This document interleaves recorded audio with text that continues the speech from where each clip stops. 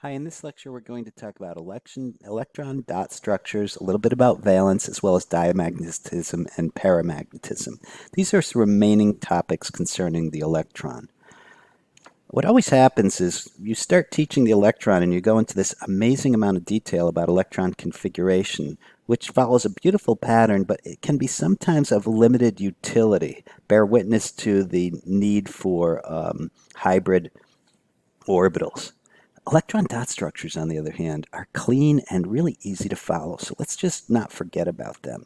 Here's neon. It has 8 valence electrons. See it? 8 valence electrons. That's a stable camper. That's what elements look like when they're very stable.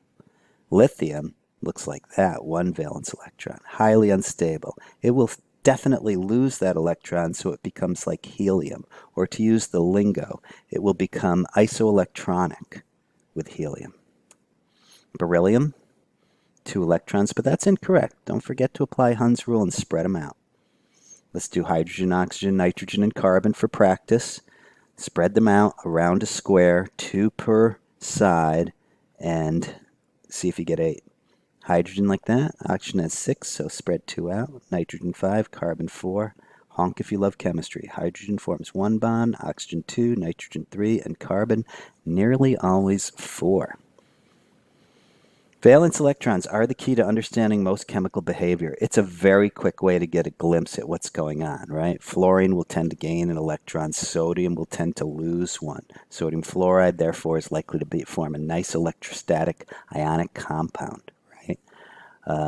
Do not forget, however, that since the third shell fills up after the fourth and the fourth after the fifth, that screws up the pattern a little bit, and you'll have unfilled inner shells so that the transition metals can have somewhat vexing behavior, a little bit more unpredictable. They can in fact be polyvalent. So it's the key to understanding chemical reactivity, at least to a first approximation, and certainly for the first 2 shells, working your way out to neon, which they don't have any d orbitals to worry about anyhow. But let's also cover diamagnetism and paramagnetism. If it's diamagnetic, you have paired electrons, and so you have a weak magnetic repulsion.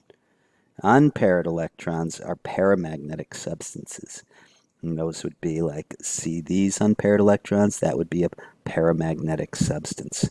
If it's very strong, then you are what they call ferromagnetic. Don't think that paramagnetic means it'll stick to metal.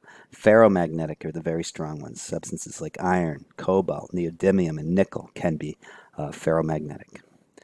That's remaining topics for the electron.